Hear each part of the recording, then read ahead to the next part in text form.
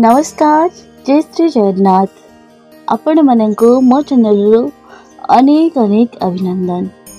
नीलाद्रि महोदयाष्टमी त्रयोदश यात्रा महाप्रभु श्री जगन्नाथ अद्यतन दिवस रे ब्रह्मा द्वारा प्रतिष्ठित होई श्रीमंदिर रत्न सिंहासन रे अधिष्ठित होइथिले।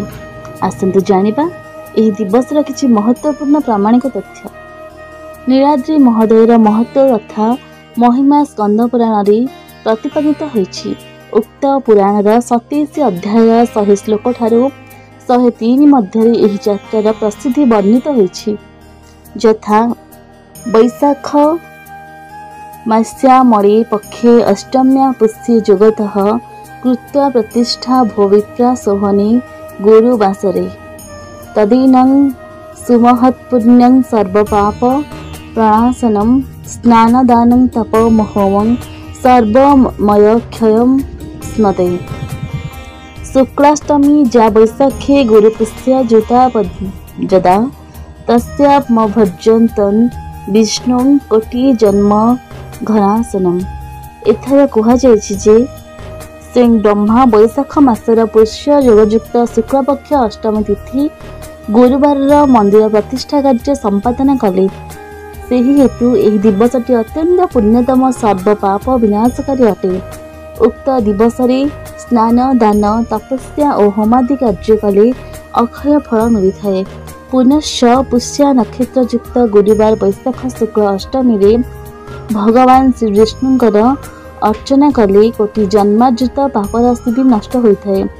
एपरिकी जो मनुष्य माने एही दिवस रे भक्त पूर्ण हृदय रे श्री जगन्नाथ आदि चतुर्धा विग्रह को दर्शन करती सेमानंकर मुक्ति लाभ निश्चिंत भाव में होइथाए। श्रीमंदिर रे पालित मुख्य द्वादश यात्रा व्यतीत त्रयोदश यात्रा भाव नीलाद्रि महोदय सुपरिचित। केतेक पंडितंक मतरे श्रीमंदिर मुख्य त्रयोदश यात्रा मध्य एहा हेछि अन्यतम।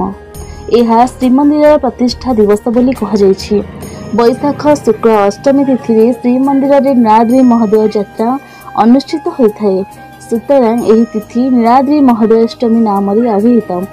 वामदेव संहिता रे एही यात्रा पालन संपर्क रे कहाଯାଇଛି जे भूयं शृणुष्व देवस्य निवसैया दीपस्य च माधवे शीतपक्षे च षष्टम्यं जदिने नृप प्रसाद घटनां चक्रे ततस्थु प्रतिवश्चरं यथा पुष्याभिषेक वस्तु तदा उच्च समाचते।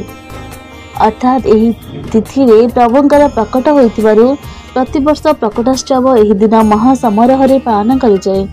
पुष्याभिषेक रे श्री विग्रह मानकर अभिषेकोत्सव पालन कराଯିबा परि एही दिन मध्य अधिवासित जल रे अभिषेक करिबो।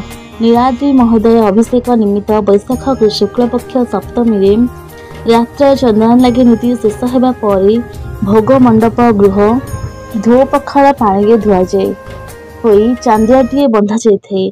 कोठभोग पाणिया जोगाई जल गड़ु मानक पूर्ण कराଯାए। तहिरे सुबासित पुष्प और सरा मान घोड़ाई दि जाए। एही जलपूर्ण गड़ु गुड़िक चांदुआ तले चारिपंथी करी रखाଯାए। एहा परे चेमेरी पतनी पकाई पूजा बंडा सेवक पुष्प चंदन दे जल अधिवास करती। एही विधि मान संपन्न होला परे तढ़ौकरण सेवक द्वार मान बंद करी मुद दियंती एवं लेंका जगी रहती। एहा परे अन्यान्य नीति मान अनुष्ठित होइथाए।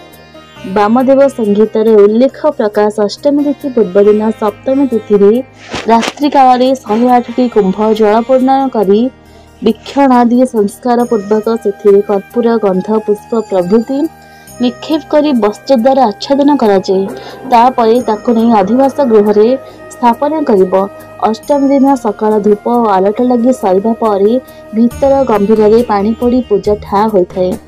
पूर्व दिन भोग मंडप गृह रे अधिवास होइथबा 108 गड़ जल को कराबड़ सेवक माने मुहरे बाघ मुहा बांधी घंट छता काहली सहित तलिछ पटुआर रे चारिथर रे चारिपंथी करी जलपूर्ण गड़ुमान रत्न सिंहासन निकट रे विजे करबा परे जल पूजा और लागी नीति अनुष्ठित हुए।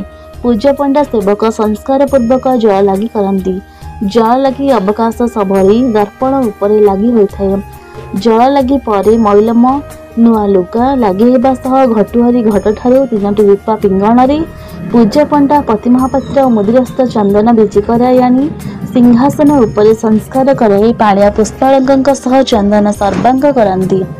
यापर भितर पानी पड़ी धुआजिया पर मध्याह्न धूप जात भोग छता काहाड़ी यही श्री छामु को आसवा पर मुदिरस्थ प्रसाद लगे कही और भोग सरिबा पर पानी पड़ी धो पखाड़ हो 3 बाड़े बंदापना नीति होता है। तत्पर पूजा पंडा आज्ञामय प्रदान करने पर राम कृष्ण मदन मोहन श्रीदेवी भूदेवी विमान और पालिंकी को विजय पूर्वक चाप क्रीड़ा उद्देश्य नरेंद्र पुष्करिणी को गमन करिथांती। चंदन बाहुड़ा विजय पर अन्य नीति संपन्न होता है। जय श्री जगन्नाथ।